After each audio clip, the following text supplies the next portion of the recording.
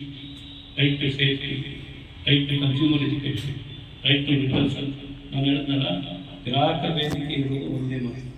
Right to redressal, right to be heard, right to choose, right to healthy environment. ಈ ಥರ 8 ಹಕ್ಕುಗಳು ಬರ್ತವೆ.